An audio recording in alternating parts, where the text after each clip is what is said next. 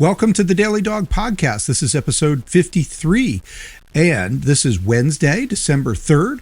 We are in the middle of our second Beat Bama week of the season. That's right. We have a second chance at beating Alabama, thanks to going to the SEC championship game. So, this is our, like I said, this is our episode 53 podcast. We're going to be in our four-quarter system today. So in quarter one, we're just going to take a look at the SEC championship, talk a little bit about the overview of the SEC championship game. And then we're going to start getting into, as we get into quarter two, we're going to talk about what this game's going to mean to Georgia and what we want to see.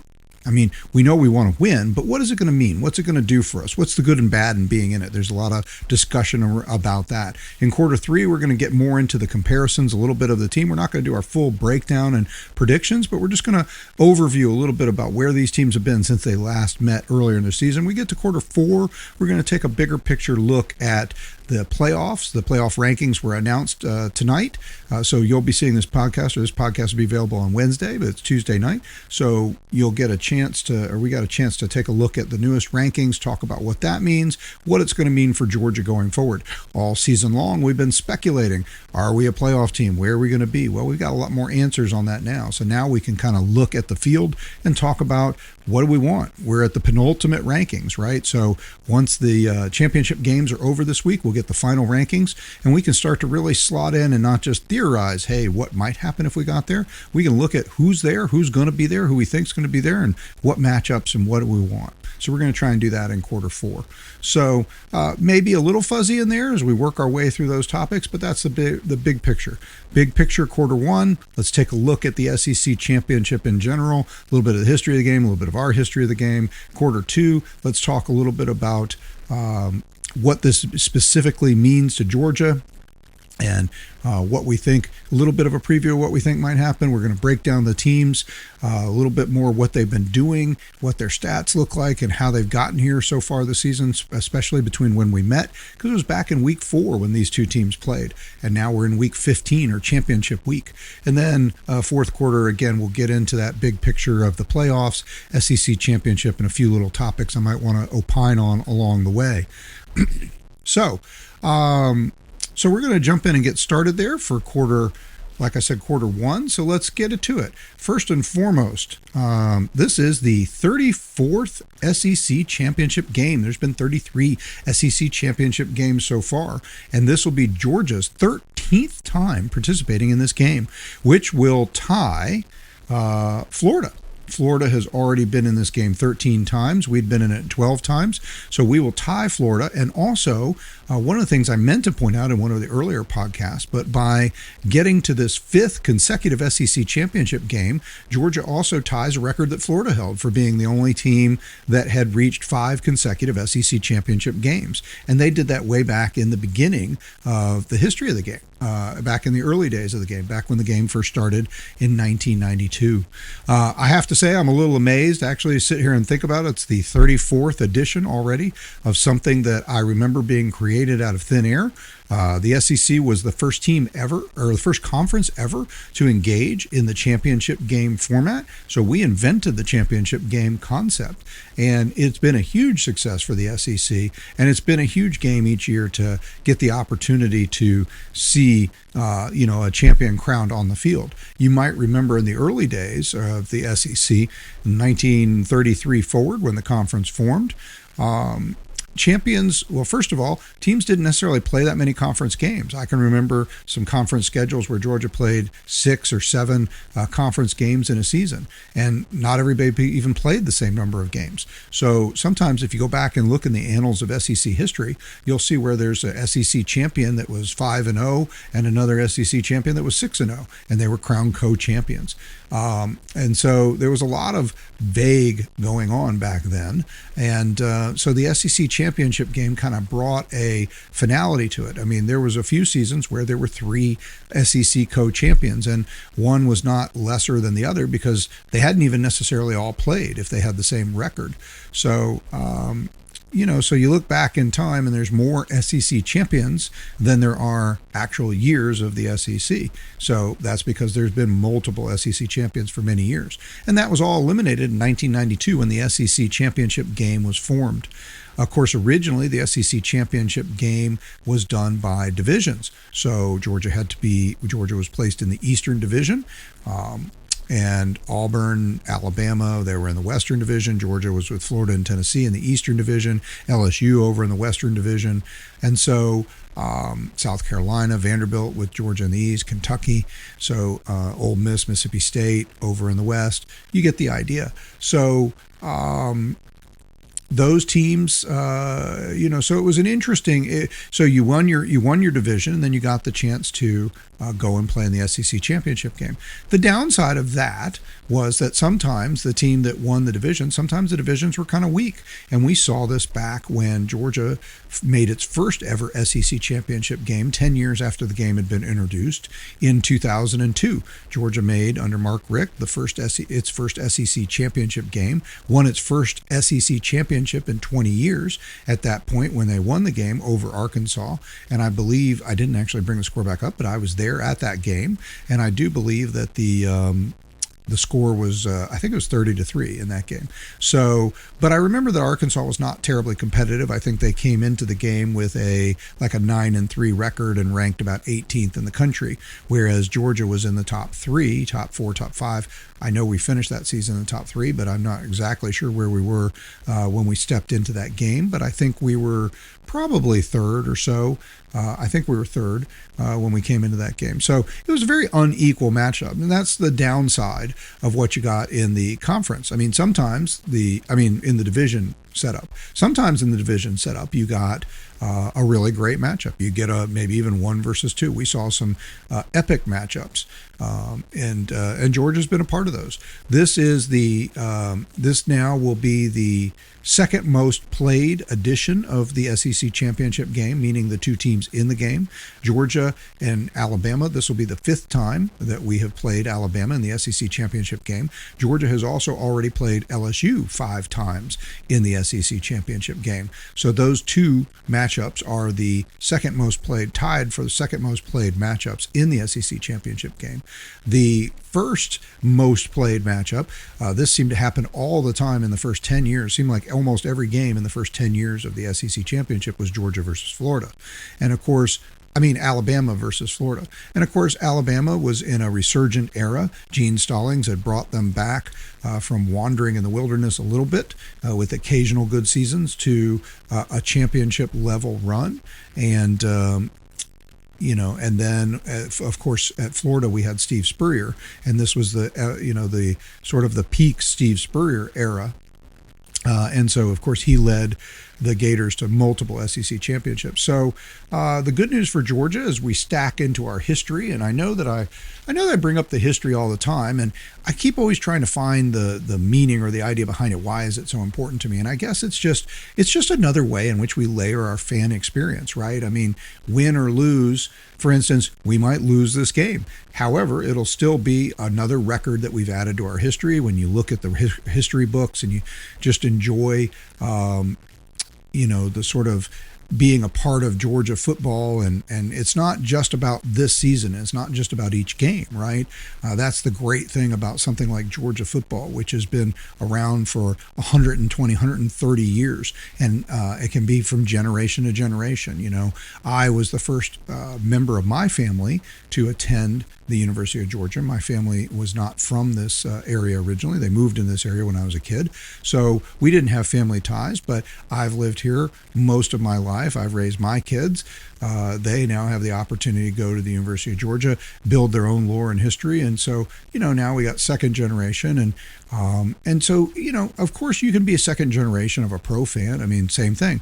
My kids also have been raised going to Braves baseball games. And so they certainly have the opportunity to just glom onto something saying that they weren't a part of, but it's special when you're a part of something, when you live there, when you went to school there, where you're a member of that. I keep wanting to try to find the right phrase, and one thing that gets used all the time lately is like tribe, and I'm not a big fan of the phrase tribe, but I sort of family or nation. Sometimes I walk around using Bulldog Nation or Dawg Nation, because Dawg Nation's actually the branded name of sort of a competing podcast, although I do call out Brandon Adams as an excellent podcast and one I recommend, and a lot of the coverage that comes from Dawg Nation is stuff that I read all the time and is super valuable.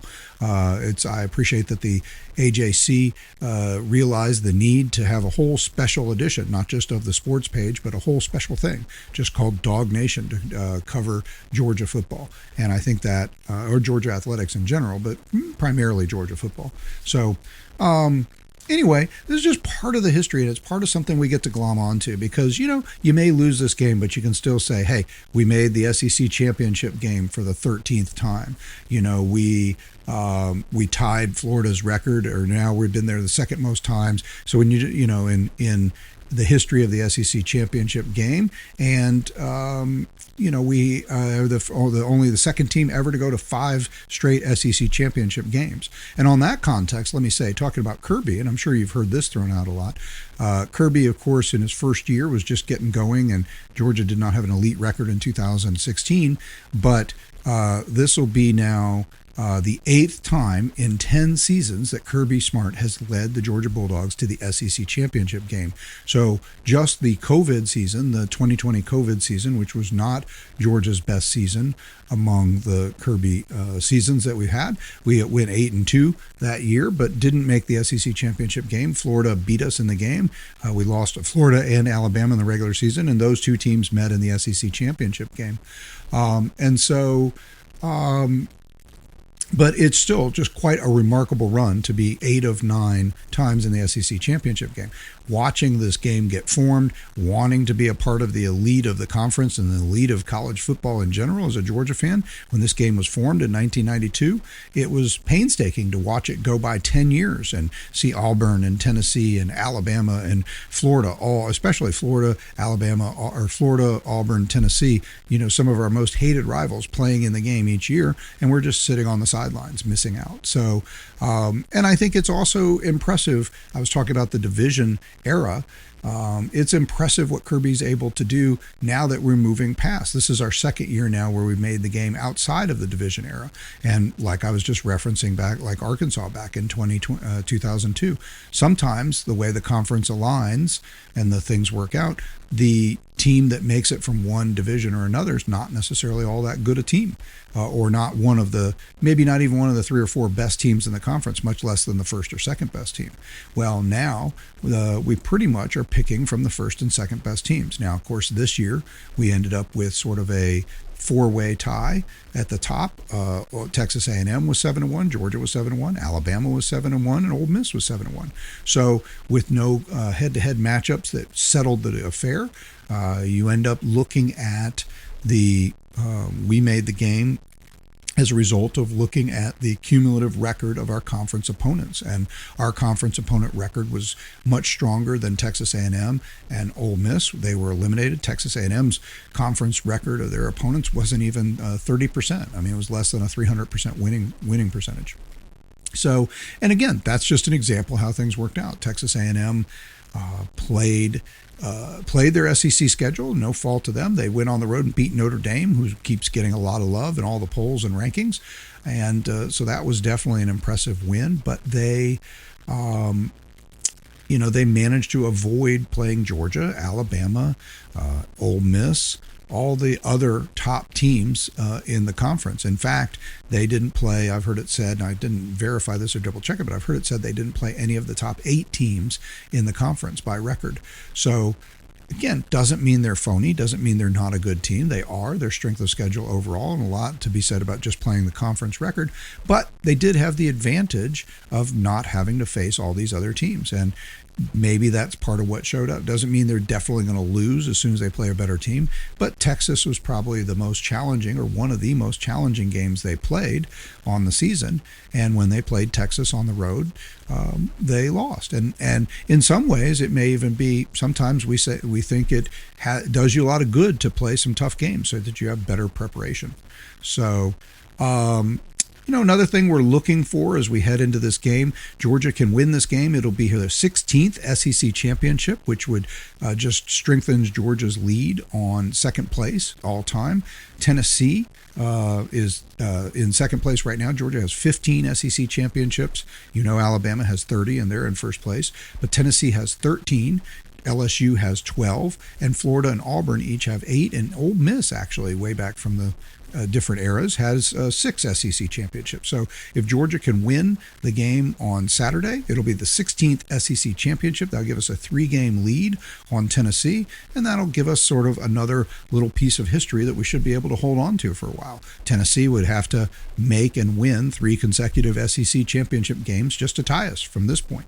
So, all right, listen, we're at the end of quarter one, and we've dug into a little bit of the history of SEC championship game, and we're going to get a little bit more into what this specifically means to Georgia when we come right back in quarter two. So we're just going to take a very brief break, and then we'll be right back for quarter two. So please join us for quarter two of episode 53 of the Daily Dawg podcast. This is Wednesday, December 3rd, and this is Beat Bama Week SEC Championship version. So go Dawgs.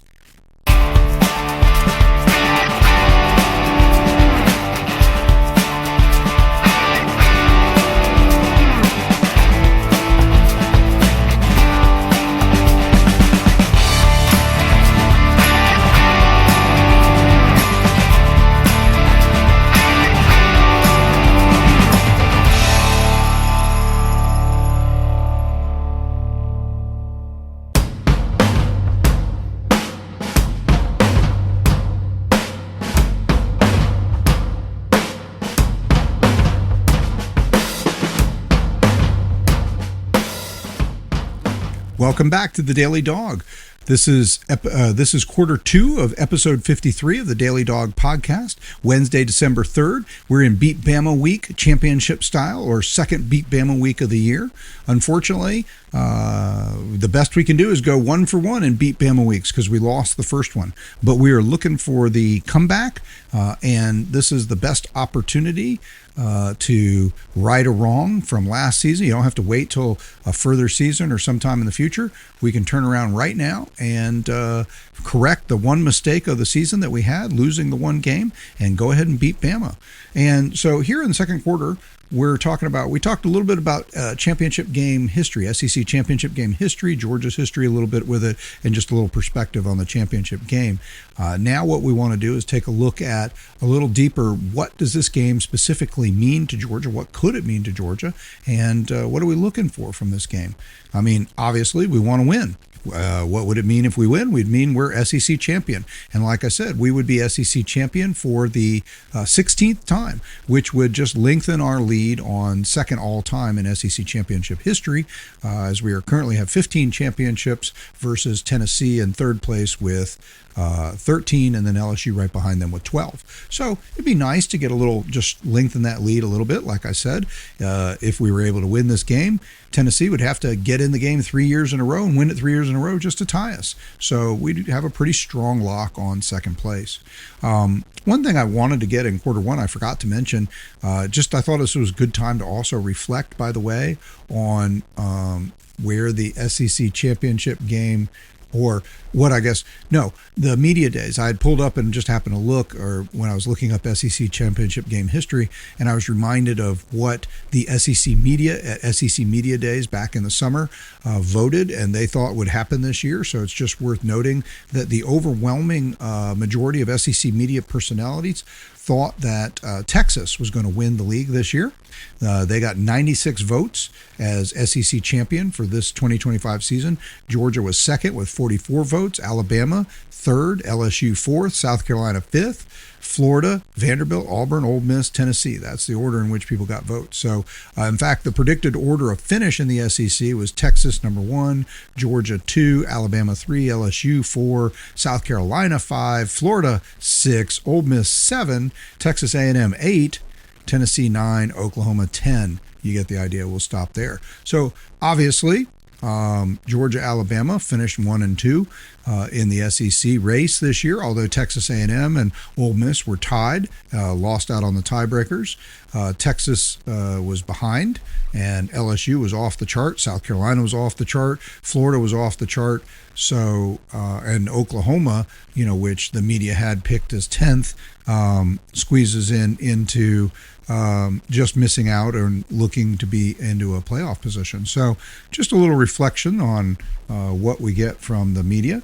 One of the things I think is funny on this whole season, there's just been obviously a lot of discussion about the good of the playoff system and bringing more teams into the fold and opening up the the whole of college football, opening up a little bit more so more teams have a chance, and there's more I guess just more teams invested towards the end of the season with an opportunity to get into the 12-team playoff. Still, in almost all the conferences, you're only going to have 2 teams in the conference.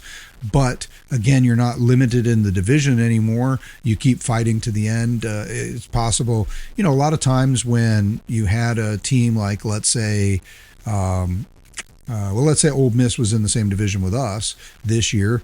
We go 7-1, they go 7-1, and we beat them. Well, they could see down the stretch each time we win, and we get closer to finishing our SEC record and only having the one loss, but we beat them, and our loss, say, came in the other division to Alabama. Let's say if that's how the divisions were set up. I know that's not how they used to be, but let's just say it was that way. You look at it this way. That sort of does keep them out of the game a little bit, right? And I know that frustration. We had that frustration as Georgia fans. We were consistently losing the Florida game for much of the early years of the SEC championship game in the division setup, and losing that game consistently put us in a situation where even if we were matching Florida in record overall, we're sitting there waiting for them or hoping for them to lose other games. It's out of our control. So in this scenario, we got down to the last weekend. This is the first time this has happened, right? Last year, it was actually settled pretty early with Georgia and Texas, or at least the Georgia side of it was. I don't remember when for sure Texas locked up. Actually, Texas might have locked up even earlier in Georgia. So, but it didn't come down to the last weekend. But this year, we go into the final week of the season waiting for the results in some of the games before we knew. And of course, Georgia had already wrapped up its SEC schedule, was playing Georgia Tech. But again, who's going to get in the game was going to depend on how Texas and Texas A&M game went, and how the the Iron Bowl went. So how the Ole Miss game went. So, those were, that made for interesting times, made for an interesting weekend. We had to sit on Friday and Saturday and watch all these games go by before we knew what would happen. And it was interesting. Georgia played our game at 3:30 on Friday after Thanksgiving, and we won. But again, that had no bearing on the SEC because we were playing an out-of-conference game against Tech. But then later that night, I'm watching a movie or doing something with my family, and it comes across, hey, Texas A&M has lost to Texas. And it's like, oh, okay, now we're in the SEC championship game. We knew that was one of the things that was going to happen. Then we had to wait a whole nother 24 hours, basically, till Alabama and Auburn finished playing to find out who we're going to play. Was it going to be Texas A&M, or was it going to be Alabama, or was it going to be Ole Miss? So those were the options there. So anyway, what this game means to us, I think, there was a lot of consternation. A lot of people, a lot of Georgia fans have been saying, look, I don't want to play this game. And I get that. And we've talked about that in earlier podcasts. Certainly when you look at what happened last year, we won the game. We beat Texas. We lost our starting quarterback in the game. And then we beat Texas. We get almost 4 weeks off before we get to our next game, thanks to the bye. So every other team that is coming forward has played a game already. And so we've been sort of sitting and resting. So on one level, you think, okay, you're getting rest. But on another level, maybe you're not fresh. Maybe you're not in game shape. Maybe you just can't simulate it. It's like you've started the season all over again, and they've had a head start on you because the team coming in just played a game. And that certainly seems to be one of the things that people talked about, because all of the seeded teams with the byes lost, like we talked about. And so Georgia was in maybe a weaker position. We played the SEC championship game, then we had a long layoff. We lost our starting quarterback in that game.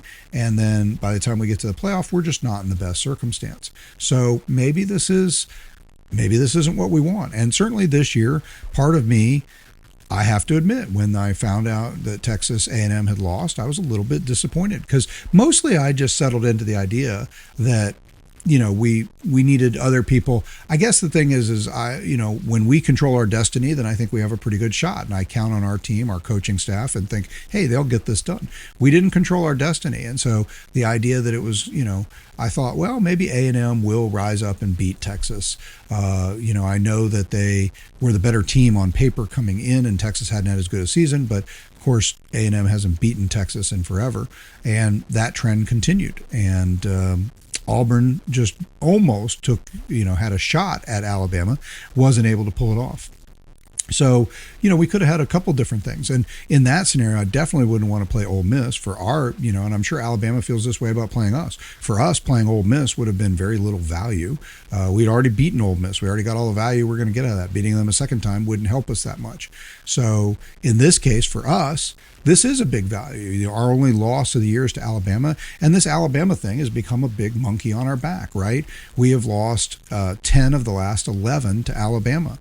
And so that's a really, really bad trend and one we want to reverse. And that goes back beyond the Kirby Smart era, but even Kirby, who has been Superman against, you look at his record and, again, I've talked about it in the last podcast or two, we now have 8 wins in a row over Auburn. We now have 9 wins in a row over Tennessee. We have 5 wins in a row over Florida, now 8 wins in a row over Georgia Tech. Kirby is handling business against Georgia's longtime rivals, right? And he's handling business in general. We're 37-3 in the SEC in the last 3 seasons.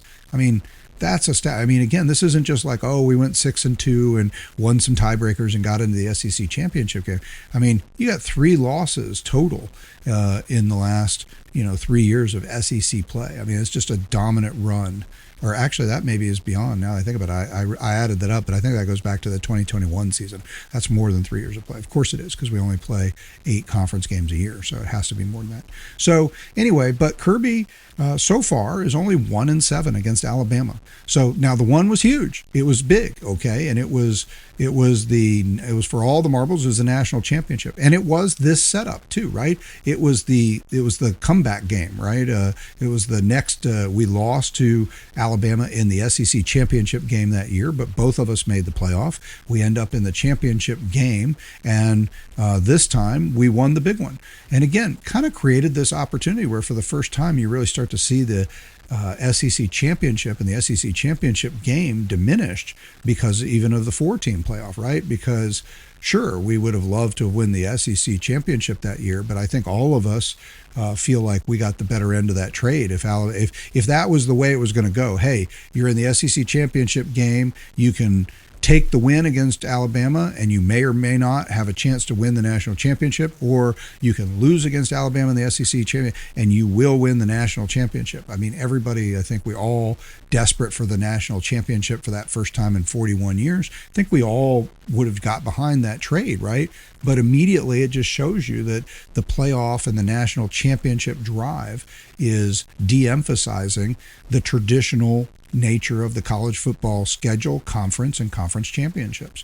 And, that was one place you really saw it. But so sure, we would have traded. And I think we all felt like we got the better end of that deal for sure, that, hey, they won the SEC championship. We beat them in the national championship. We got the last laugh, right?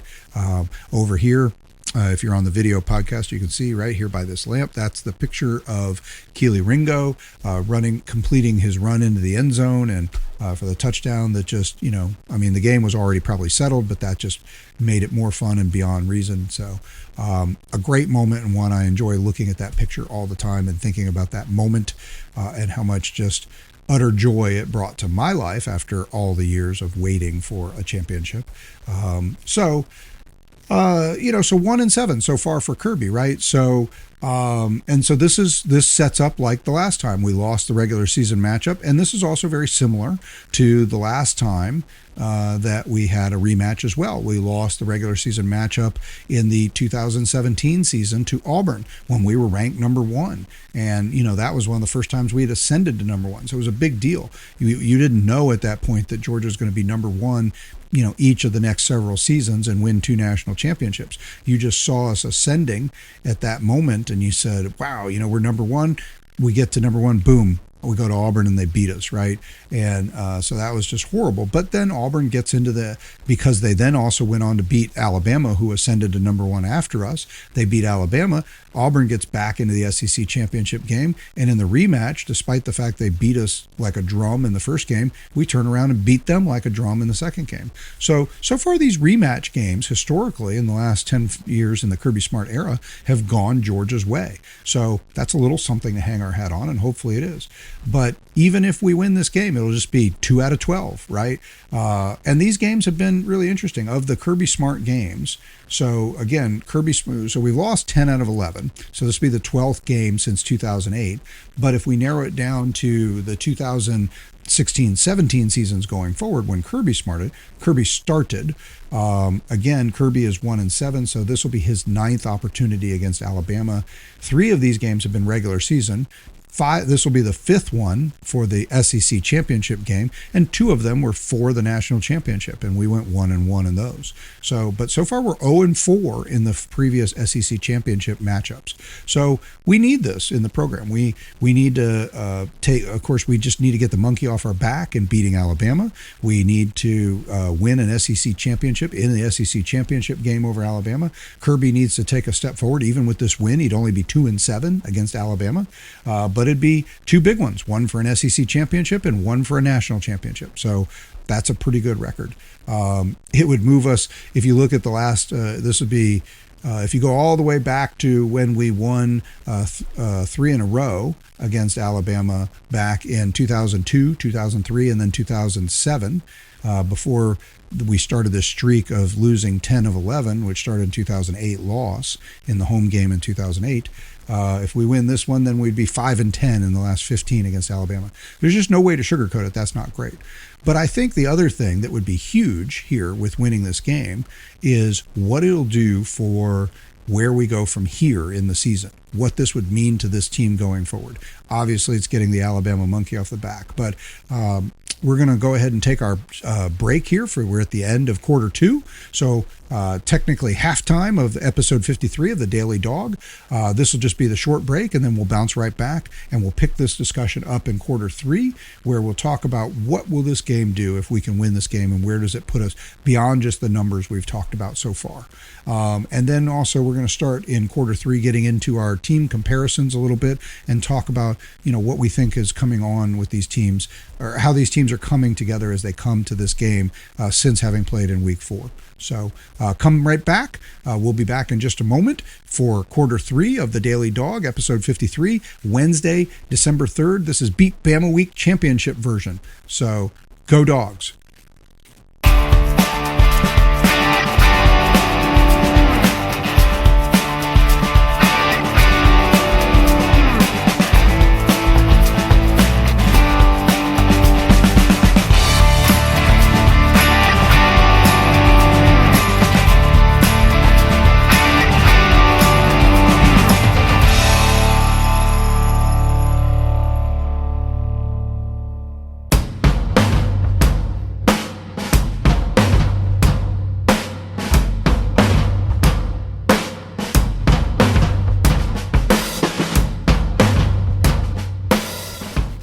Welcome back to the Daily Dawg podcast. This is quarter 3 of episode 53, our Wednesday, December 3rd podcast. This is week 15 of the 2025 college football season, and a week we didn't know for sure we'd be playing, but we are. We've got a game, and that's because we're in the SEC championship game against Alabama. So this is Beat Bama week, and this is our second Beat Bama week of the year. Hopefully this one works out. So we were just going over in quarter 2 what we're kind of looking, or what this game could mean to Georgia. So we were talking about, we've already kind of gone through the history, what it would mean in terms of winning an SEC championship. Where does that put us? We've talked about how many times we've been in the game.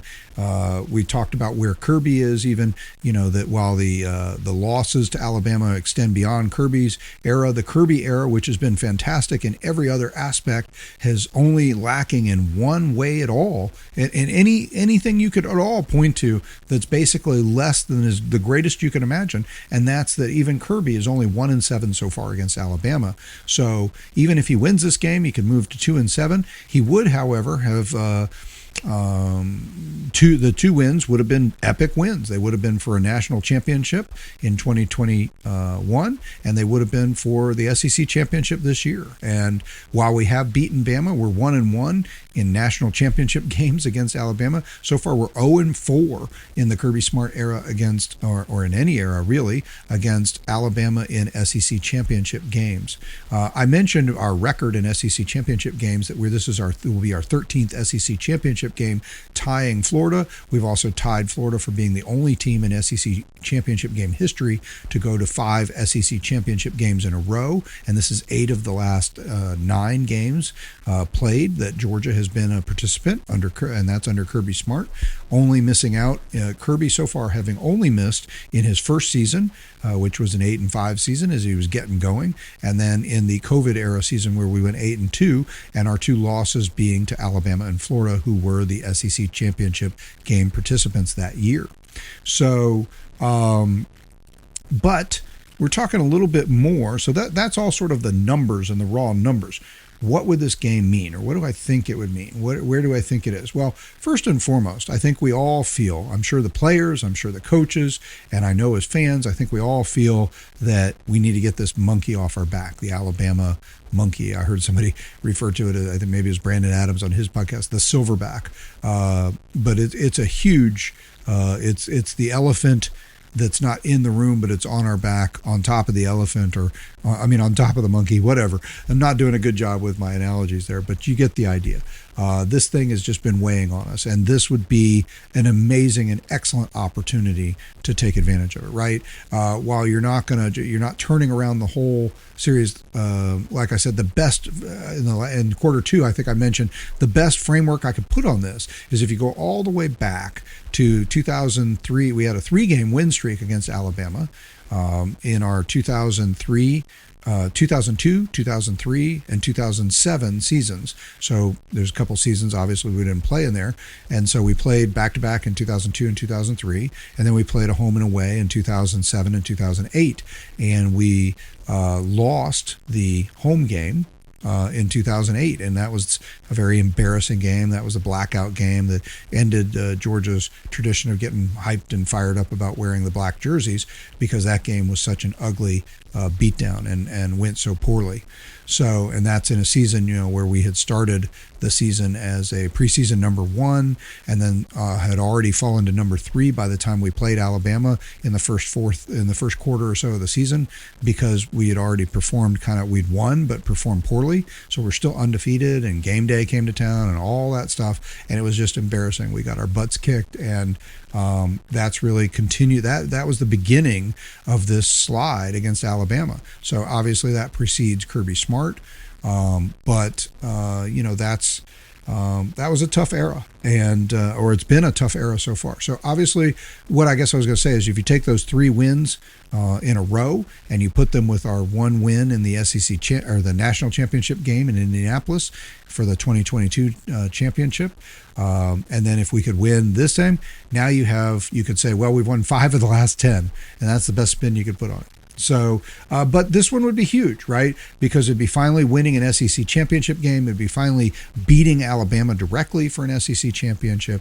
And more than that, I think this is it's an opportunity in a couple ways. First of all, as you know, the way I talk about the history and everything of our team, not just the results from any one season, but the big picture history. I guess this is in this season. This is an opportunity to turn around and sort of redeem the one loss we have on the year, right? That's our one flaw so far this season is, and again, people I don't think thought of us as that kind of a dominant team. The season didn't start out with people. We started as number 5. We'd been starting at 1, 2, or 3 every year for the previous 4 years. But this year we start down at number 5 and kind of, hey, here's the 2 or 3 or 4 teams that are truly the elite for national championship. And of course, they were wrong about that. They put Texas up there, right? So obviously Texas didn't survive that, and certainly didn't survive us. But that was the perception coming in, is Georgia's the next best, or the best of the rest, if you would say, right? We got Ohio State, we got Texas, we got a couple of these other teams up here. Penn State was in there. Obviously, those were wrong. So Texas and Penn State were both huge misses by everybody, but that was the perception coming in. And so the perception was Georgia's now, after a 4-year dominant run where we had them 1, 2, or 3, and they were an odds-on favorite to win the championship. Coming in this year, we were second in our own conference. Like I said before, the SEC media picked us a distant second. We had half as many votes as Texas as SEC champion. And then the national media said, look, Georgia's still a great and elite team, and they got a ton of talent, but we don't think they're championship level this year. So they put us at 5th. And, we lost ground as the season started. I mean, because, yes, we only lost the one game to Alabama, but the perception was that Georgia was not a very complete team, that the defense looked leaky, and it was particularly alarming. I think it got more play because of how good the Georgia defense has been under Kirby Smart over the last 10 years, especially the last 5 years. So I think when you saw, Tennessee be able to put up 21 first quarter points and 500 yards in the game, and overall Alabama did not actually dominate so much statistically. They didn't even get 400 yards in the game, but what everybody saw was on their first 2 drives, they got up 14-0, and they were 8 for 8 on their on third down conversion. So Georgia just didn't look like we were able to provide the kind of resistance and dominance that we're used to seeing on defense. Now, all of a sudden, we're seeing that down the stretch here in the season, and it's turned around. But coming into the season, and for the first quarter of the season and maybe the first half of the season, the perception was that Georgia's starting slow, not really a complete team, not as powerful as what we've seen in the past, still very talented, but that perception has really changed in the last 4 or 5 games, right? As Georgia's rounding out to show that they could do a lot more. But there's still a little bit of a sense that we are the underdog. Okay, we are up to number 3 in this week's playoff poll released tonight. On Tuesday night, we are number 3. We would be the 3rd seed if the playoffs started today, but we do have to go through these conference championship games, and we'll see where that gets us. But so all of a sudden, we are back in that elite group, and we've kind of just pecked our way up. And this is our highest ranking of the season, by the way. We had been up to 3 in the coaches poll, but as far as the AP poll, and certainly the playoff poll only starts back at the 1st of November, so there hadn't been that many rankings. But just looking at the AP poll, we're number 3 in the AP poll now too, and that's the highest we've been so far this season. So I think that this team believes that it can do a lot. I think it believes in itself. I think they play together. We've said all season about the fire, the passion, the energy, the FPE, and they certainly have that. They've showed that you cannot kill them, that that they're the team that just won't go away. And now they've kind of converted from the team that won't go away to the team that can just do what Georgia teams in the last 5 years have done, which is just pick you up and beat you and throw you around like a rag doll. And that's what we did against Texas. But again, it took a while against Texas. This whole concept of slow starts or whatever, we didn't start slow against Texas. We were pretty even keel, and we led early in the game, and then we kind of held that lead. Texas got close. They got it to a 4, but it was 14-10 going into the 4th quarter. But then Georgia does what really has been Georgia's patented MO in games, which is not necessarily always to start in the 1st or the 2nd or the 3rd. This year, the motto or the mantra has been a little bit that Georgia has been never is losing the second half, and definitely not the 4th quarter. And we had the same thing. We had a 17. So you look at 2 of our bigger games this year. Ole Miss at home was we had a 17 to nothing beatdown in the 4th quarter against Ole Miss that reversed a 9-point deficit and turned it into an 8-point win. Then you had a 14-10 game with Texas on the road against at home against Texas as well. I'm sorry, we were on the road last year. And same thing, Georgia turned that around and turned it into a 21-0 beatdown in the 4th quarter.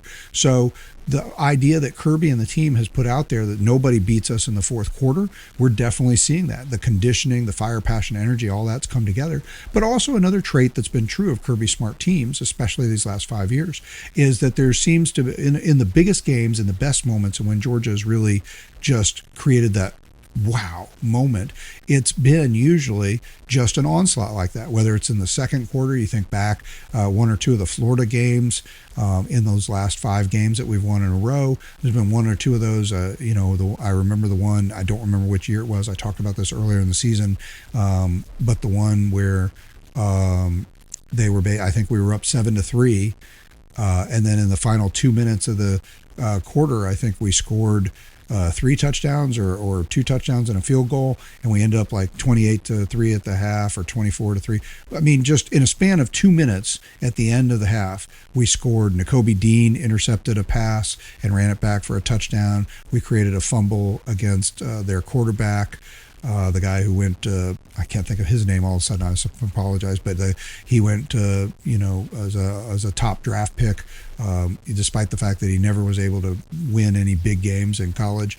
But people, couldn't get over, the intangibles of how big and athletic he was, right? But we were able to, he was trying to just run the ball and get a first down and run out the clock, and we stripped the ball from him, fumble, again, we put it right in the end zone. So just, that's what Georgia has been able to do so many times, and we saw it against Texas a couple weeks ago, where we just, all of a sudden just, and Kirby helped contribute to that with some coaching decisions. So it's not always just the player. Sometimes it's the coaching. But we've made those choices and just put the game away. And just sometimes it's breathtaking to watch what they do in spurts. Rarely have you actually seen Georgia just come out and, obviously if you won 21-0 every quarter, then, that would be, 82-0 game. So you don't see that hardly for anybody often. So that's not what we're talking about. So what does this mean? What would this mean? What this would mean for Georgia, I think, is getting the Alabama monkey off the back right here, winning the SEC championship. I think it would just complete the puzzle of the transition from this being sort of a young and inexperienced team, and a team that didn't look like a typical Georgia team. And there was a lot of criticism from both fans and the media saying, hey, this is not the Georgia we've been used to. This is still a good team, but it's not the team you've been expecting. So all of a sudden, we could look at this and say, look, we complete this transition over the season that we saw the improvement, week after week. We saw us go on the road against a respected Mississippi State team and just beat them down. And then we beat down Texas 35-10. We handled business in our, tune-up game, and then we played Tech. And while we were not dominant against Tech, we showed that sort of championship quality of not being limited in how we can beat a team. Our offense could actually have a terrible day, and our defense could rise up and be so good that we could beat a top 10 offensive team. We could hold them to under 10 points and still win a game in which we only generated 260 yards of offense and 16 points, because our defense could rise up on that side and our special teams could rise up and just be so good that we could still win that game, and generally have led throughout the game, controlled the game. So if we can take that into this game this week, and we could not knock off, because technically right now, although ESPN's matchup predictor gives Alabama a 51-49% edge in winning, the potential of winning the game, the Vegas line has been 2.5. It opened about 2.5 and just seems to be steadily sitting at Georgia as a favorite at 2.5. I don't take a lot of comfort in that, because as you know, we've been a favorite, I think, in 4 of the last 5 or all of the last games against Alabama since the 2022-2021 season, and that has only worked out the one time. So, but this is a moment. We sort of have that history on our side. Bama didn't beat us twice, didn't win the rematch the last time we did it.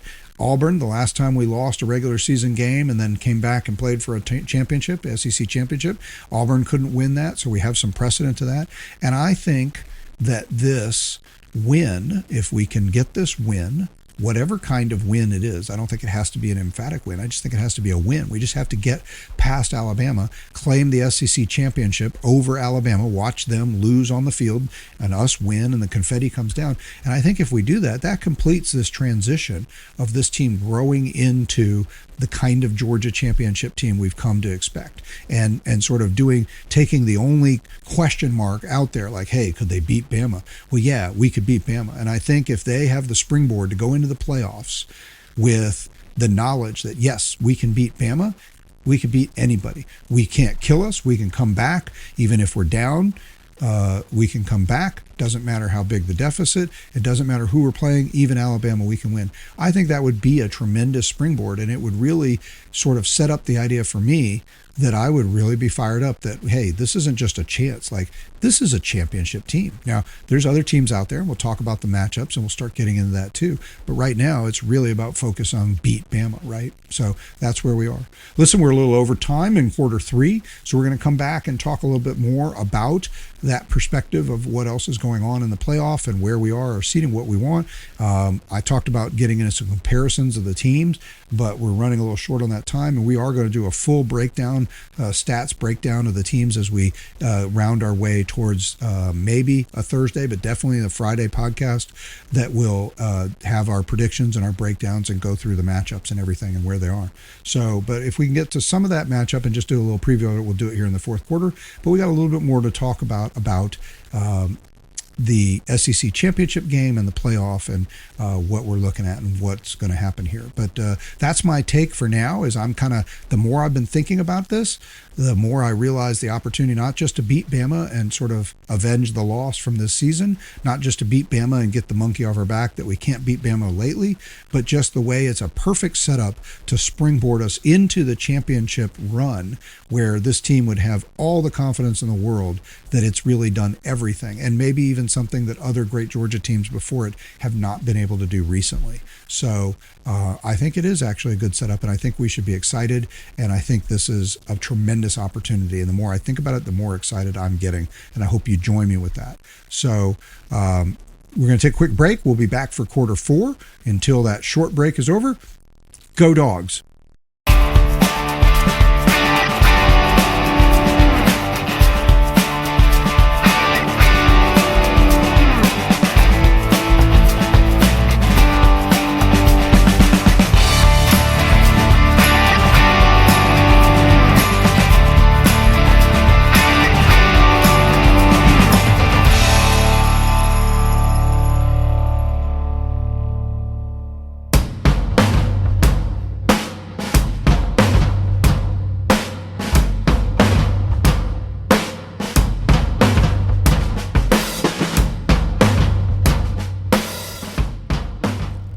Welcome back to the Daily Dawg Podcast, episode 53. This is quarter four of our podcast for Wednesday, December 3rd. So this is championship week. This is Beat Bama week. This is week 15 of the 2025 college football season. So we have the opportunity, as we've been discussing, to take on Alabama and correct our one loss of the season, a 3-point loss at home. This time, of course, we'll be back in Mercedes-Benz Stadium, playing for the second week in a row in Mercedes-Benz Stadium. And that's becoming a little bit of a tradition for the Georgia football team. Multiple games, sometimes back-to-back games in Mercedes-Benz. Excuse me. Unfortunately, while Georgia is really good at Mercedes-Benz Stadium, and this last week was the first time we got to see Georgia and Georgia Tech play in Mercedes-Benz Stadium, and that was fun and exciting. And while we've been very good against everybody at Mercedes-Benz Stadium for the most part, except for Alabama. In fact, our one win over Alabama in our last 11 meetings was the 2021 National Championship game, which was in Indianapolis. So part of me was sitting around this week thinking, gee, I wish we could move the SEC Championship game to Indianapolis. Things seemed to go great when we played there, but when we played in the Mercedes-Benz Stadium, it has not been quite as happy a moment for us. But we're hoping to reverse that this time. And like we said in quarter three, I think that the more I've thought about it, and people have asked me, some of you guys have asked me, some other friends and fans, people have reached out and said, well, what do you think? You know, do we want to play in the SEC championship game? Would we be better off had we missed it and had the bye? And we've talked about how the bye worked last year. not just for Georgia, but for all the teams that had the bye, all the teams that had the home playoff game. And so for a while there, when Georgia first was working its way in up into the championship rankings, and we were in that fifth position, that really looked like sort of a sweet spot, right? Where you say, look, we can just go ahead and take this SEC championship thing off, have about 3 weeks off. We'll get a fun home game against probably a group of 5 champion, Tulane, Navy, whoever the flavor of the day is. Right now, it looks like we're looking at the American Conference Championship is probably the winner of that. Could be the team that makes it, the North Texas and Tulane. Excuse me, I'm still... Hopefully that corrected that. I apologize for this ugliness, and suddenly a furry something jumped into my throat. Anyway, so yeah, so the fifth seed seems like a cherry position, right? And even if we ended up with the fifth seed now, let's say we lose the SEC championship game and we fall into the fifth seed, that still seems to be a good position. We get a chance to have a warm-up game at home against an overmatched opponent, get a little momentum, and then springboard against one of those seeded teams. But in this case, we'd have the disadvantage of we'll have played an extra game. If we end up in one of those home playoff games as the fifth seed, for instance, even though that's a desirable place, we'll play this SEC championship game before. So it's the SEC championship game in our world will have ended up on one hand looking a little bit like an unnecessary game, right? A game that we went and played, lost, we got nothing from it. We didn't win an SEC championship. We didn't improve our seeding. In fact, we lost our seeding. In the end, we got a fairly favorable seeding if we came out fifth, we would think, and a pretty good setup for the playoff, except for we had expended one more game. And who knows what happens in one more game? You know, we played Georgia Tech last week, and now all of a sudden our starting center is hurt, and we're not sure what the long-term consequence of that's going to be, but I'm pretty sure we're not going to see him in this game against Alabama, and that's a crucial moment unless I missed something. And I admittedly hadn't looked up what the status of Drew Bobo was, but all the early things I read were pointing to, and in listening to people talk about, were pointing to the idea that we may not see Drew Bobo again this year, regardless of how long the playoff goes. And that's looking at the idea that, you know, our first playoff game, if we didn't have a bye, would be December 19th, December 20th. So this is just December 3rd. So that's still, 2-3 weeks away.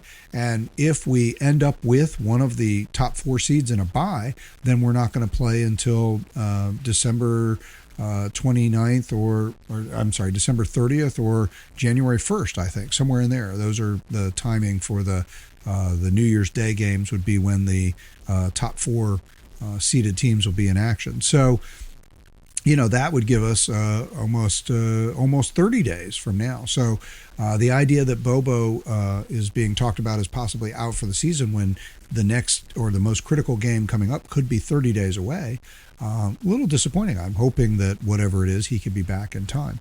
But and just as a side note, I think that we have to assume that at least part of our offensive problem, you never want to think that your offense is going to come to a stop or stutter out with just one person going out. And a lot of times when you think about one person going out, you think about it being your quarterback or your star running back, dragging down your offense. But one of the big keys, in addition to how well Gunnar Stock, really everybody, I mean, we've talked about it before. Look, Zachariah Branch has stepped up and become a big-time receiver. He's now leading the conference, by the way, if you didn't know that, in receptions. Not so much in terms of yards or yards per catch, but he has been a workhorse as far as putting in the receptions and getting tough yards for us, big first downs and big moments in the game. And he has been that guy that we've, and it's really the first time since we lost Ladd McConkey and Brock Bowers where we've had some receivers who've done well. We've done, Arian Smith did a good job for us last year. Colby Young was doing a great job for us this year. Other guys have done a nice job for us this year, like London Humphreys, and our tight ends, Lawson Lucky and Oscar Delp have had some big moments. We've all been waiting for those tight ends to kind of explode.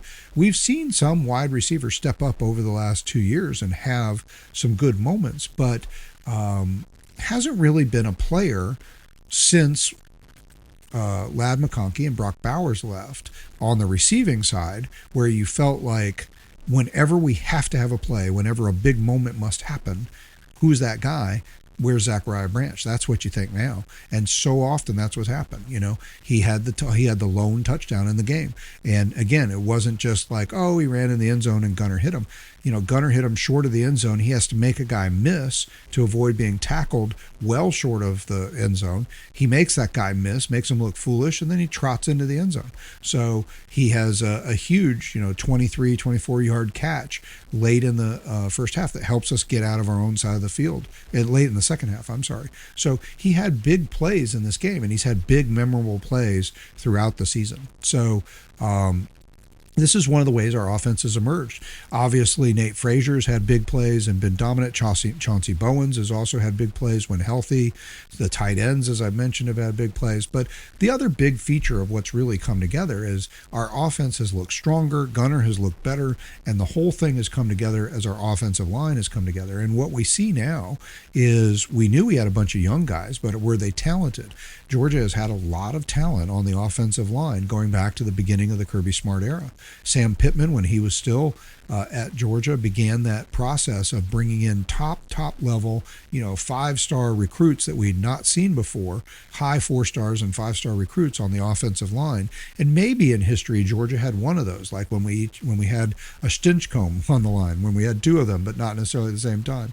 And there's a couple other guys I can remember, some big time guys, maybe one at a time, where Georgia had a top NFL future offensive lineman, but not 3 or 4 or 5. They haven't all necessarily gone in the same season, but over the last 10 years, you've seen where Georgia football has been putting, 3 or 4 guys off of its offensive line in the pros every 2 or 3 years or less. So, so the question is, are these young guys who haven't had as much playing time and as much experience? We've finally gotten to the point where we rotated so many people through and out and off to the pros and out of eligibility that you really only had a couple guys, Micah Morris and Ernest Green, that had considerable starting time on the offensive line.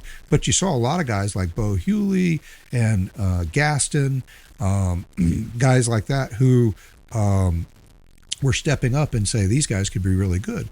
And Drew Bobo has been part of that process. He's the center is always sort of the leader of the batch, and he's been doing a great job holding that line together. And Gunner obviously has a lot of confidence in him. So when he goes out of the game, I think Gunner's confidence is already a little bit shaken because of that interception he threw. Tech was doing some different things on defense that we haven't seen. And so they had a good plan. But he also just missed some open reads, and I think, he lost a little bit of his confidence, and we have to probably attribute at least some of that to losing Bobo. So as we go to this game this week, at least we have all week to get ready for it, but this isn't the game going against a high-level defense like Alabama where you'd say, well, that's fine, we'll just swap out our center. But overall, I think, we talked about in the last quarter that this game could really springboard us. We can win this game, we get the Alabama monkey off our back, and we go into the playoffs with all the momentum in the world. And I think you'll see all the other teams out there look at Georgia and say, that's a team we don't want to play. A lot of people have been saying that's already true. You look at Georgia and you say, hey, Georgia's coming on, nobody's going to want to play them. We've already got that reputation of you can't kill us. Now we're starting to be able to go out there and assert our will like we did against Texas. Now we're able to see our defense coming up and playing at an elite level like it has the last 3-4 games, especially this last week against Georgia Tech, and a high level offense that we were just able to completely shut down. And so you put that together, if we can put it all together and eke out a win or beat down a win, whichever it is, against Alabama this week, then I think the catharsis and the confidence that come together from those two things are a huge springboard going into the SEC championship. So, going into the playoffs. But it does make me sad. One of the things, this whole discussion and this question that people have been asking, should we be in this game? I think this points to the degradation. Those people who are excited, who say, wow, look, I've heard people talk about, look, there was 24 teams alive for the playoff coming into the last week of the season. This is great. Look how many teams are involved. That's one side of the coin. Okay, yes, more teams, I guess, have excitement. More teams have a chance to be looking at the end of the season and say, hey, maybe I can make the playoff. And that's true. But realistically, like I've said before, I've made this comment. Look, I feel like a lot of these lower level teams, when you get down to 10, 11, 12 seeds, you're looking at charity cases. Even Ohio State last year technically was a charity case. I've made this point before. Ohio State's championship team last year would never have had an opportunity to be a champion in any form of college football that had ever existed, from the bowl and poll era all the way through the 4-team playoff. That team would have been excluded from the top four, from an elite bowl, from a poll situation where they would have got voted in after the bowl games. Any version of college football championship that we've ever heard of or seen, the last year's Ohio State team wouldn't have had a chance. So they even are, were they a worthy team? Do I think they didn't deserve it? They were worthy in the sense that they were clearly a team that, by losing twice, losing to Michigan, by not making their conference championship game, much like Miami this year, they had failed to live up to expectations. They were a disappointment. That's why there was so much grumbling about their situation going into the playoffs, where Kirk Herbstreit, a former Ohio State player, even suggested maybe they'd have been better off having this as a road game, that the home fans are not going to be all that enthused. But they turned it on, and they go on a run, and they win the national championship. And this is the new era we live in, is a team that wouldn't have ever had a shot at a national championship is now got a realistically good shot at the national championship. But that was a team that was legitimate national championship caliber talent. I don't know if Arizona State was really, I think they obviously had a couple great players and a really nice run, but were they ever national championship caliber team? And definitely SMU was not. SMU was a complete charity case. There was no reason for them to be there. They won a very mediocre league in the ACC, and they won the right. Actually, they didn't. They got into the championship game and they lost, and the committee decided that to take the position that we're not going to punish a team that made the championship game, so they're going to stay in, even though Clemson had basically claimed their spot. But they were not competitive. They lost to Penn State. Didn't look all that good doing it. They were not a competitive team, really. There was a charity case, like, yay, more fan bases are energized. Look, SMU's in the playoff. All right, great. So what? Here's a team that has no chance of winning a championship, and you're just making teams that do have a chance to win a championship play extra games. So I don't know if that's really valuable. I think that's something that we could see. One of my big concerns, and you talk about devaluing it, and so I've already mentioned in quarter three, talk about quarter two, quarter three, the way that the SEC championship, all of this discussion about Georgia fans even asking, should we be doing this? Do we want to be? Are we excited about being in the SEC championship? Well, even that discussion is unthinkable. In all of my time growing up as a SEC fan, a Georgia fan, the SEC championship was a pinnacle. Spurrier used to, look, just win. You play for the SEC championship. You win an SEC championship. Everything else will work itself out. If you'll be in a position where you need to be relative to the national championship discussion. So nowadays we're looking at it, and you have to wonder if playing in this game, I don't know if Alabama's excited about playing in this game either. We at least have the value of being able to go and correct the one mistake we made, show that we can beat every team on our schedule. If we win this game, we'll have beaten every team we played this year. We'll just have had to take it 2 opportunities to beat Alabama. So, but we'll have beaten every team we played, and that'll be a nice correction. And all the reasons we've already talked about why it'd be so big and cathartic for us. And I think it'd be great jumping into the rest of the playoff. But for Alabama, I can look at this and say they must think the same thing I thought about if we had gotten stuck playing Ole Miss. I don't want to play them again. What's the value? We already beat them. If you're Alabama, you look at this game, you say, we went on the road and beat Georgia.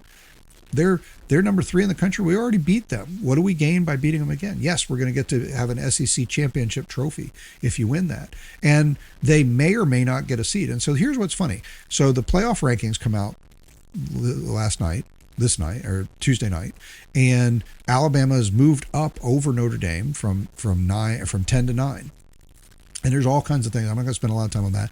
We'll have to do that in another podcast. But that suggests that if they lost this game, they could move back to 10 and still be safe, because the 11 and 12 spots are going to end up being the real charity spots, where we're going to have an ACC champion, maybe, unless it's Duke. If Duke manages to beat Virginia in the ACC championship game, that's a whole nother problem.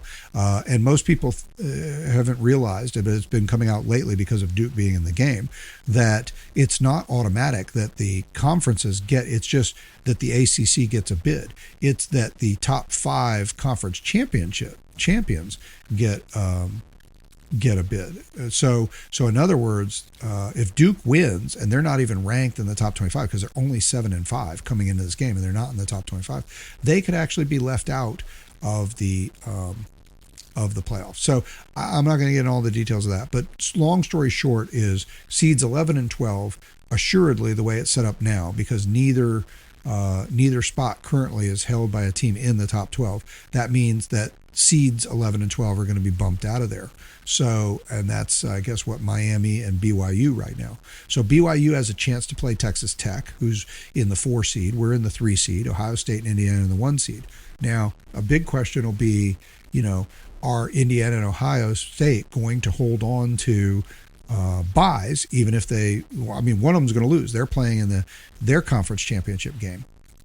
And so one of them's going to lose, one of them's going to win. And again, talk about devaluing. This is, again, what this playoff system is doing to college football. So while you're all excited about including teams like, oh, yay, whatever group, Tulane may get in the championship. Wonderful. Tulane's going to get in the championship. There'll be a 3-touchdown underdog to whatever team they play. They'll go on the road in a freezing cold environment and get their ass kicked and be sent back home packing. And hopefully they'll have felt really great about the experience. Congratulations. Here's your participation trophy. We invited you to something you didn't deserve. So that's what you're going to get out of that.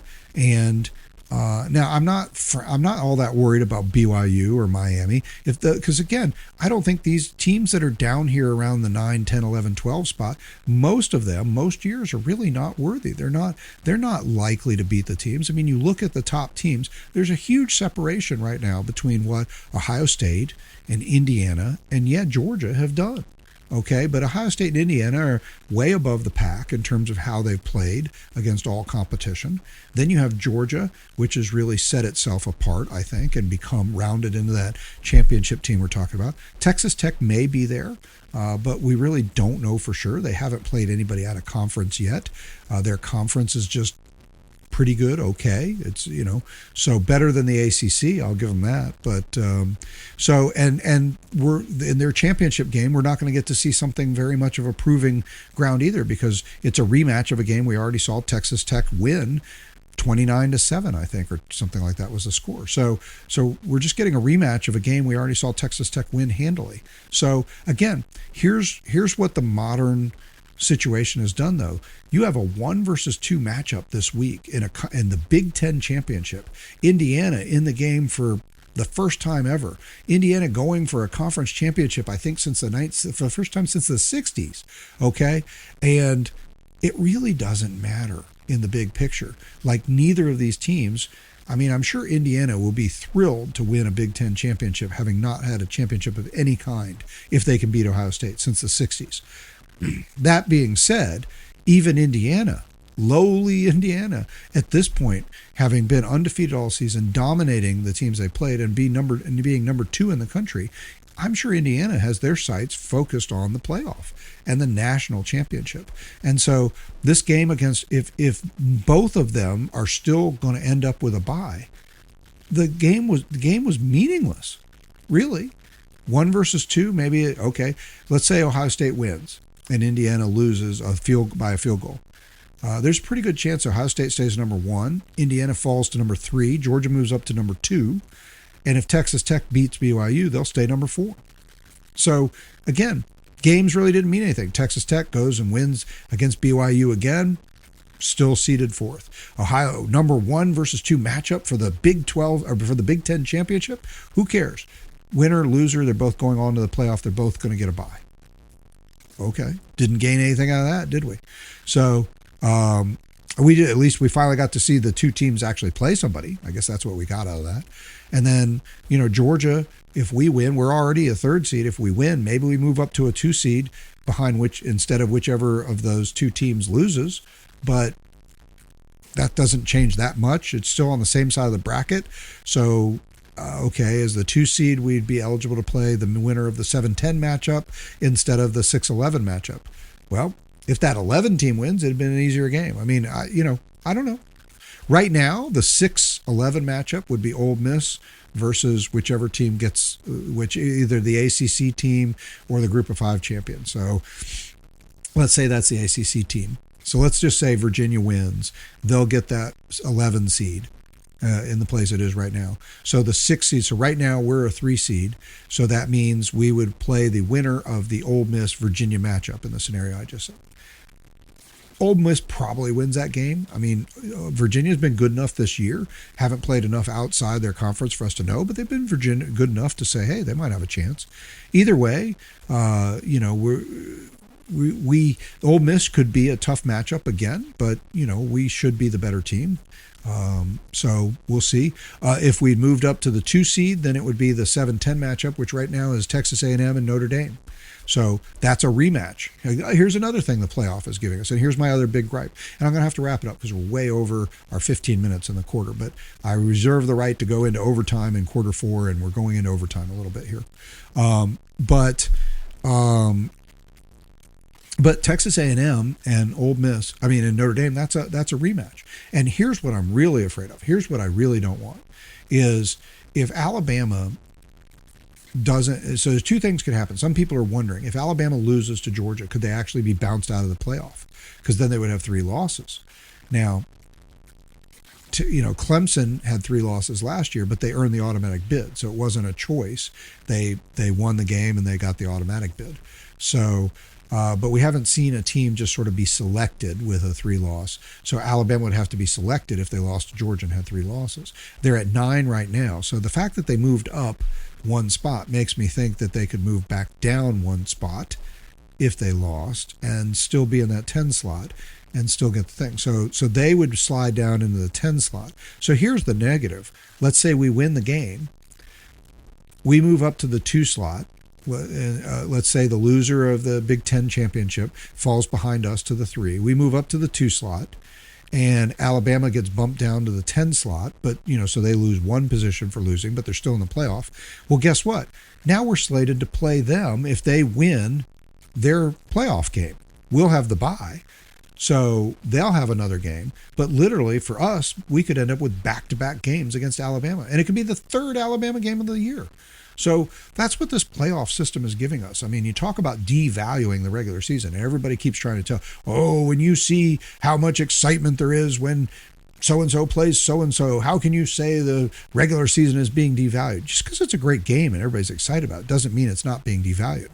This 1 versus 2 matchup versus Indiana, Ohio State, nobody cares. Isn't going to decide anything. I mean, on the national level, I'm sure Indiana will be excited if they win. I'm sure Ohio State would be excited if they win. But Ohio State's looking all the way past this. I mean, Big Ten is just something they have to do. I promise you. Just like us. It's a shame, but that's the way the history of these great conferences and their history, proud history, where winning the championship of the Big Ten or the SEC was everything, meant you were one of the 2 or 3 best teams in the country every year if you did it. Well, that's gone by the wayside. That's already gone by the wayside. There's nothing we could do about that. That happened before this. That once we went to any kind of a playoff, we started doing that because we let Alabama in to win a national championship when they didn't even win their conference. We've already gone down that road once we went to the 4-team playoff and we didn't require that you had to win the conference. And I'm not saying we should have, but that's what happened. So now you've just devalued it even further because now everybody's talking about the playoff. It's all about, do you make the playoffs? Did you make the playoff? And we're inviting 12 teams to the playoff. And there are not 12 championship caliber teams in any season. So that's why you got charity. Teams at the bottom are charity. And then we make the charity even bigger because we're going to invite teams that really didn't earn it. They didn't even make the top 12, but we created some special rules. Group of 5, here you get a spot. Poor conference champion that didn't make it in the top 12, we'll give you a spot too. Okay. I mean, it should just be the straight the straight best 12 teams. That would at least be more fair. It gets even worse when you put all this charity on it. But because it's already charity. I mean, once you get past 8, I think 8 might be reasonable, but most of the time when you go back and look at the 4-team playoff, you could barely find 4 teams that were truly elite. You have 2 or 3 teams. You say, these are national championship level teams. Let's let them play and put out. You put a 4th team in. That's what we had with TCU. I've said that before, right? TCU is clearly not a national championship worthy team. Yeah, they beat Michigan, but look what happened when they played a real championship caliber team. I mean, it wasn't like, oh, they lost by 2 scores or even 3 scores or even 4 scores. They lost by an epic score. So, I mean, one game doesn't prove everything, but this is the devaluation we have here. Ohio State, Indiana. Yes, Indiana will be happy if they win the Big. They'll be ecstatic, I'm sure, if they win the Big Ten championship. Georgia will be ecstatic if it wins the SEC championship because we beat Alabama. If we beat Texas A&M or Ole Miss in this game, had we played them, would we be as ecstatic? Probably not. So just because of where we are with Alabama, it's a big deal. But you've made these games where we're questioning, like, is this actually a punishment? I mean, Alabama, we're not sure we want to play in it. I'm sure Alabama's thinking, I would rather not be doing this if I'm an Alabama fan. So that's what you've done to the game. You've turned a 1 versus 2 matchup into who cares? It's just, and it doesn't mean anything on the national stage. We're just going to rearrange the seating. Instead of 1 and 2, they'll be 1 and 3 maybe. Or they might even stay 1 and 2. If the committee is so impressed with how well they play against each other, and they just think, wow, that was great. I mean, it was 31-30. Both teams were amazing. They might leave them 1 and 2. It might literally mean nothing. So, and for us, we run the risk, like I said, and that's all I'm hoping. So what we need to see, and there's a lot of different scenarios. It's going to be too hard to map it out exactly. But the scenario we're really best hoping for, win or lose, I would say is let's not face Alabama again in a worst case scenario until the national championship game. Hopefully we can get on the wrong side or on the opposite side of a bracket. So to do that, we need to win the game and be on the opposite side of the bracket, which means if we're the 2 or the 3 seed, then if Alabama then loses but stays in the playoff, hopefully they're not the 7, 10, or 11 seed. I don't think they'd make it as high as the 6 seed. They wouldn't go up after losing us. So they'd be the 10 or 11 seed. And I don't think they would necessarily be the 10 or 11 seed. They'd probably be the 10 seed. So in the 10 seed, if we moved up to the 2, if we win and move up to the 2 seed and they're the 10 seed, then right now that would have them playing Texas A&M. If they beat Texas A&M, then our next game, we'd play them in the SEC championship game. Our next game would be our first playoff game against Alabama yet again. That's a travesty. We don't need to see teams playing each other 3 times in one season. That's ridiculous. Okay, that's one of the terrible things that could come from the way we've set up this circumstance. So hopefully, if we lose and we fell to the 5th seed, I don't know if Alabama would jump all the way up to one of the seeds, like the 4 seed. If they did, that would work in the same problem.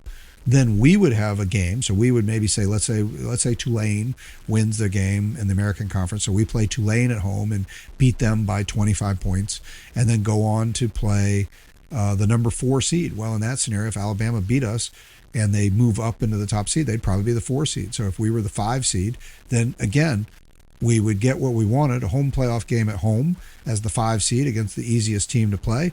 But our reward for beating down Tulane would be to go on to play Alabama again in the next game because they'd be the 4 seed and we'd be the 5 seed. So this has all kinds of problems in it for us. So again, it's going to be too hard to predict exactly where it goes out and say what we should do. I'm just saying this will be something to watch. I think we don't worry about it. Again, you can't design anything about it. We want to go out. We want to win the game, get our 16th SEC championship, get that monkey off the back, have that ecstatic run into the playoff where we know we can beat anybody and anybody. But let's just hope we don't have to turn around and beat the same team again. Because again, we don't even know what the precedent for that is. The precedent right now has been in rematches, Georgia has come out ahead in games they lost first. Alabama hasn't beaten Georgia twice yet when they've had the opportunity. Neither did Auburn when they had the opportunity. But I hope we don't have to get to a third time. So, listen, this has been a great thing, though, to think about. This is what you call first world problems or whatever those silly phrases you want to talk about are. Obviously, worrying about where we're going to be seated and what's going to happen in the playoff is, a great problem to have, right? So I think if we win, think we're going to stay either third or second seed. If we lose, I don't think we fall any more than the fifth seed. So then the big question is what happens to Alabama, whether we win or lose. Where do they end up? And hopefully they end up on the opposite side of the bracket, meaning that if we stay the third or second seed, hopefully they become the ninth seed or stay in the ninth seed. That's, I guess, what we'd have to hope for right now. Let's say we win, we stay second or third, or we move up to second or we stay third, then Alabama has to hold at 9 if they stay in the playoff field. Because if they hold at 9, then they're in the other side of the bracket. They would be in the 8-9 matchup, which right now is set would be Alabama-Oklahoma. And then the winner of that would advance to play the winner of the Big Ten championship, or let's say that's Ohio State at this point. So that's okay, right? So then in that version, Alabama would have to get through Ohio State and then get through the winner of maybe Oregon, Texas Tech, who then would play the winner of Ohio State, Alabama, and then we would only see that team all the way in the championship. So if somehow that turned out to be Alabama, that's, I guess, the best circumstances. Like if we have to play them again, let's only do it if it's for all the marbles in the championship game. So hopefully they stay on the other side of the bracket. And that's one thing that at least came with the committee moving Alabama up to 9. Maybe that's even why they did it. There's a lot of consternation out there, but maybe are they that forward thinking to say, hey, let's go ahead and put the seeding in so that if Georgia wins, they're going to stay in the second or third slot. We're going to put Alabama in 9 just to make sure that they don't end up playing each other in the next game after the SEC championship. I don't know if they thought that far in advance, but I wouldn't mind it if they did. So anyway, look, Beat Bama week. We're going to come back. Maybe we get 2 podcasts in, one for Thursday, one for Friday, but definitely keep an eye out. No later than Friday, we'll be back where we go through the stats and we start breaking down what these teams have done since they last played. What do the stats tell us? What trends can we see that are going to help us understand what's different or what's the same about the game from week 4 to now a week 15 game after we've won 8 in a row and after they've managed to go through only having 1 SEC loss on the season. And so we're going to find out. We're going to go through all that and we'll unpack it. At least that'll be a Friday podcast. Maybe we'll do Thursday and Friday. We'll find out. And then we'll figure out where we put in the predictions. I'll tell you more about it in the next one. Thanks for being with us. Just keep thinking Beat Bama thoughts all week long as we get ready, and go Dogs.